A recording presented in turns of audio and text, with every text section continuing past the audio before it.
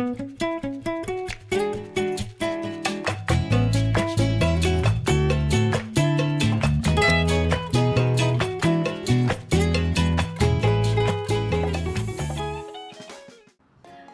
to our Culture Talks. I'm Diane Louise Dinituma, your host, and today we'll dive into how culture influences our lives, our values, and even our identities. How do we navigate our varying cultures? How do we overcome our differences? How do culture interact and influence each other in our interconnected world? With globalization continuously shaping our societies, understanding dynamics has never been more crucial. Today, we'll discuss this topic, tackling the concept of enculturation, acculturation, cross-cultural, and intercultural communication, and multiculturalism as we go. So without further ado, let's dive into the world of cultural dynamics. To help us with this discussion, please welcome our guests, Maria and Joey. So we have two people from different countries living together in the Philippines. Of course, I assume you two have very different upbringing. So can you describe those for us? Yes po, I was raised in a traditional Filipino household, so I was brought up with value centered on respect and religion. So lagi pong nagmamano, gumagamit ng po at opo, at nagdadasal bago kumain at matulog. At pinavalue po talaga ang family at pagiging tight-knit. So sabay-sabay po kaming kumakain. Sama-sama rin po kami nagsisimba, tuwing linggo, at talaga pag may okasyon, sama-sama po lahat kahit distant relatives. I'm sure most of our Filipino audience can relate to that. But I'm curious, Joey, since you grew up in Australia, I'm sure your upbringing is distinct to your country. But are there any similarities between your and Maria upbringing? Yes, I do see some similarities between here and Australia. Growing up, our family was also very close. We'd eat our meals together and gather for family activities. But we rarely go to the church, whereas here it's sort of a weekly event. We also aren't as expressive as they are here in the Philippines. We don't really say mano or say anything in the likes of pos and opos or anything like that. But we joke around with each other, and I feel like here, or at least with Maria's family, parents are more serious and it's harder to joke around, right? I'd say we were more chill or low-key in Australia. It's nice to see that both of you have close family bonds, though they may not look the same. Joey, you mentioned that you rarely attended Sunday Mass, didn't say po and opo, and didn't make respectful gestures to the elderly. I'm sure that's changed now and that you've been living here for so many years. Of course naman po. Those things weren't the customs in Australia, you know? But since I've been living here in the Philippines, I've sort of embodied the Philippine culture. Doing the mano and saying pos and opo is how you guys show respect here. So I do that too. Well, it's nice to hear that you're enjoying the Filipino custom. Tell me, are there other things about the Philippine culture that surprised you? There were plenty, especially when I first moved here. I was first surprised when I first saw people removing their shoes before entering the home. My first time riding a jeepney was also memorable. I've never sat so close to so many strangers before and passed fares around. It was fun though. Wow, I'm glad that you've adopted well to our culture. Maria, your partner has adjusted well to life here and to our culture. What about you? Have you taken or adopted any of Australian culture? Well, I've picked up some of his accent and phrases, you know. He also talks a lot about his life in Australia and his favorite food and all, so I know a bit about them, but that's the extent of it. Mas nananaig pa rin talaga ang pagiging Filipino ko.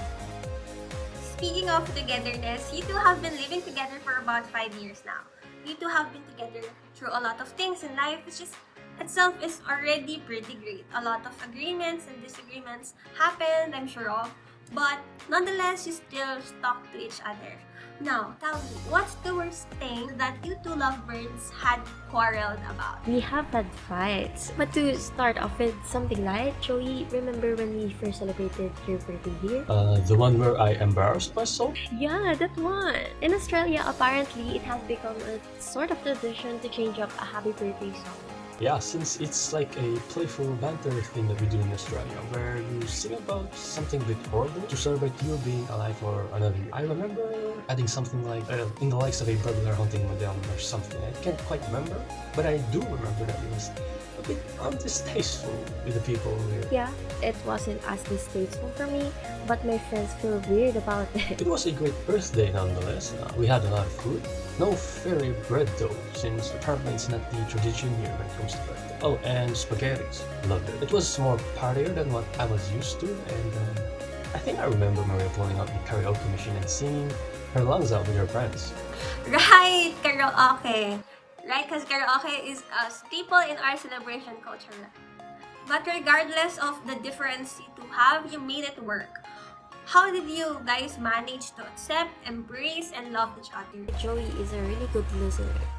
Whenever there are things we weren't aware with each other, cultural differences and all that, we really just try and hash it out by talking to each other. I make it sound simple, but that's all there is to it. Yeah, and I'm really grateful for Maria since I have seen other interracial couples here in the Philippines, and a lot of them have trouble adjusting with each other's differences, which is quite unfortunate. I am glad and thankful for her, since despite our differences, she still manages to make me feel at home and accepted. We do love to hear this type of synergy between couples. Thank you, Maria and Joey, for sharing your stories with us. Now, our next guest will be promoting his clothing brand named Pinaghalo. Please welcome Mr. Eric Sanchez. So, Eric, tell us a bit about your brand. So yeah, Pinaghalo is my clothing brand. We sell a collection of different types of clothes that is influenced by different cultures locally and all around the world. The design of the clothes are based on the different traditions that people observe today. Wow, ang angas naman yan. Pero sobrang different talaga ng clothing line mo, no? Well, first off, I've always felt that I was very different from other people. I was always thinking about things, especially sa side ng fashion. So nung time na pumasok ako sa clothing industry, I wanted to make my mark by doing something different. So instead of focusing on one trend, I wanted to create an interpolation of cultures that I have encountered previously throughout my lifetime. Grabe ka, Eric, pero may tanong ako, bakit ganyang klaseng clothing ang design mo? Kasi I was always fascinated with the different interactions of the different cultures na nakikipag-interact sa ating mga Pinoy. Di ba nga sa sobrang hospitable natin, maraming taga-ibang bansa ang nagpupunta dito sa Pilipinas. So, doon ko na-realize paano pag sa clothing natin in-apply ito. Also, firm believer ka ng multiculturalism? Oh, exactly. Wow, ang galing naman. Thank you, Eric, for your time. Next up is a linguist who specializes in science. Please welcome Saucy. So, Saucy, you say you are an expert in science. Not exactly. I'm a whole linguistic who primarily focuses on semiotics and its effect on the structure of language. Interesting. So, we're talking about things like street signs, logos, or what? It's way bigger than that. It's about any form of communication. It may pertain to images, words, and even body languages. Semiotics helps explain how we interpret all these things as signs that mean something to us. So everything we see and hear can have hidden meanings? Exactly. For example, a red rose usually symbolizes love, but in some contexts, it could mean something else entirely. It all depends on how the sign is understood in different cultures or settings. That's pretty. So how does this relate to language? Language is one of the most complex sign systems. Words are symbols that represent ideas and we assign the meaning to them, depending on context or culture. The same word can mean something different. Semiotics help us break down those layers. Wow, so every conversation is like decoding a secret message? In a way, yes. We're constantly interpreting signs, whether it's through words, facial expressions, or even emojis and text. Semiotics help us understand how those meanings are shaped and communicated. I'll definitely be thinking twice what my words means now. Thanks, Saucy, for that eye-opener. Anytime. Our next guest is Ed, an entomologist from Harvard. He specializes in Socio-biology. So Ed, can you tell us more about what you are studying? Oh yeah, sure. So basically, I take a closer look at the relationship between culture and genetics. If you think about it, it doesn't seem to be connected. For example, are a particular group of people more likely to be homosexual than others? That's a very interesting yet intriguing field of study, as it can seem to be touching sensitive aspects of a culture. Definitely it is. That's why we need to be a little bit careful in treading the waters. However, there are other things that we are also studying, such as how clothing is connected to certain characteristics. Maybe wearing tacky clothes is genetic after all. Thank you, Ed. We'll get back to you later on. And now let's move to Susan. Susan, we've been hearing a lot of things about memes lately. Is it just a funny picture or a trend on the internet, or there's more to it? Well, yeah, there's definitely more to memetics than just funny stuff. In fact, in our field, the term meme just refers to an idea that replicates itself fast like a virus. Meme might be the more appropriate term for things that we normally just refer to as memes, since technology is involved in spreading it. Oh, so we've been calling it wrong the whole time. As said by a zoologist in 76, memes are the basic units of culture. Well, yeah, definitely. Nowadays, it is. Every time something memeable appears, it sticks for a while and then goes. But one thing is for sure, memes are part of our lives now. To be honest, I just thought that it was just a simple funny business, but it isn't. Welcome back everyone! Ngayon naman we'll be diving into two big concepts that affects how we share ideas and how we're influenced by media. It's interesting stuff, so let's get right into it. Here with us are two next guests, Christy and Medim. Christy and Medim, thank you for joining us today. Christy, ikaw ang una. Let's talk about how certain ideas catch on or become popular. What factors makes an idea stick or become big? That's a good question. Actually, we have this concept called critical mass theory, which explains why certain ideas, trends, or movements reach a tipping point where they suddenly explode in popularity. At the start, there's just a few people who believe in an idea, pioneers you could say. But as more people join in, point comes where it suddenly snowballs, and everyone's interested. So it's like social momentum? Think about how ideas spread online. For instance, a few posts on a niche topic can suddenly become viral overnight. Everyone's talking about it. But to reach that critical mass, there's a mix. The idea has to resonate with people, and there has to be a group willing to push it. And the right timing helps too. So even if the idea is amazing, if there aren't enough people to support it, it might not take off? Yes, exactly. But once it reaches that critical mass, it's unstoppable. Take social movements or trends, for example. Many may start small, but hit a tipping point where support just floods in. Think about something like environmental awareness. That day only a few groups were vocal about it. Then, when more people joined, suddenly everyone became more eco-conscious. And at some point, the movement had enough support to be mainstream. That makes sense. So it's all about that initial push until the idea reaches its peak. Thank you, Christy, for that insight.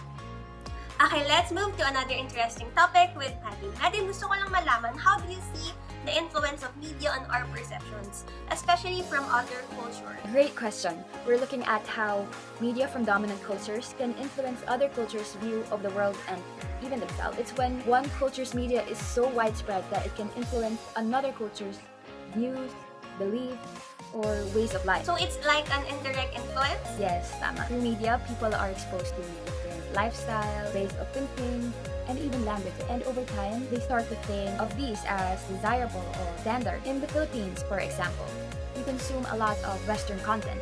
Eventually, it influences our sense of what's cool or what's in. We start to use word, behavior, fashion styles that are not exactly our own. It sounds like a subtle shift. So media isn't just sharing content. It's almost as if it's shaping identities. It's powerful because it's not always intentional. People aren't always aware of how these media have influence on them. Over time, it creates this perception that these certain lifestyles or standards are ideal. Kaya nga media imperialism has been a very big topic.